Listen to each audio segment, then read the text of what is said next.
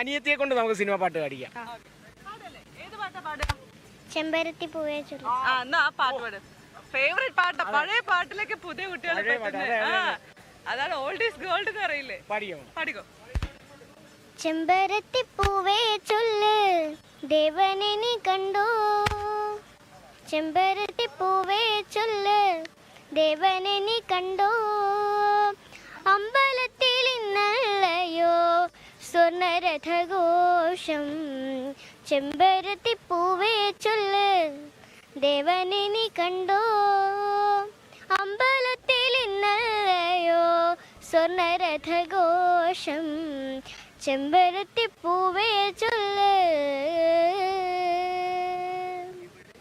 ദേവനു നൽകാൻ കയ്യിൽ നാണത്തിൻ നൈവേദ്യമോ, കോവിലിൽ പോയി ദൂരെ നണിച്ചു നിന്നവളെ, ദേവനു നൽകാൻ കയ്യിൽ നാണത്തിൻ നൈവേദ്യമോ, കോവിലിൽ പോയി ദൂരെ നണിച്ചു നിന്നവളെ, വന്നില്ല ചരത്തു നിന്നില്ല ദേവനിന്ന്, ചെമ്പരത്തി പൂവേ ചൊല്ല് ദേവനെ നീ കണ്ടോ, അമ്പലത്തിൽ ഇന്നല്ലയോ സ്വർണരഥഘോഷം, ചെമ്പരത്തി പൂവേ ചൊല്ല്.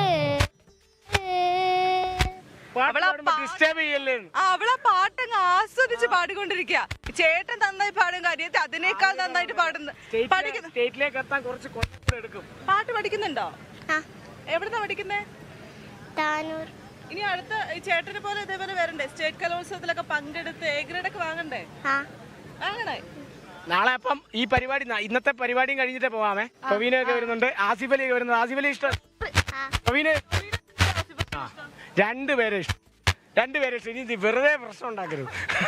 അപ്പം അങ്ങനെയാണ് അതിലെ കാളി വിനിയും കണ്ടുപിടിച്ചു വരുന്ന കുട്ടികൾ എന്തായാലും അസലായി. ആ ഒരു ആത്മവിശ്വാസം കണ്ടപ്പോൾ തന്നെ നമ്മൾ പ്രതീക്ഷിക്കേണ്ടതായിരുന്നു.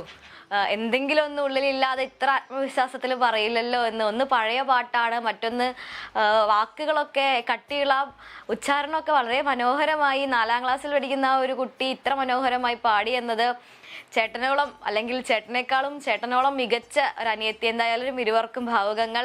ഇപ്പോൾ രേണുകയും ജോസഫും നമ്മുടെ ടീച്ചർമാരുടെ അടുത്ത് തന്നെ ഉണ്ട്.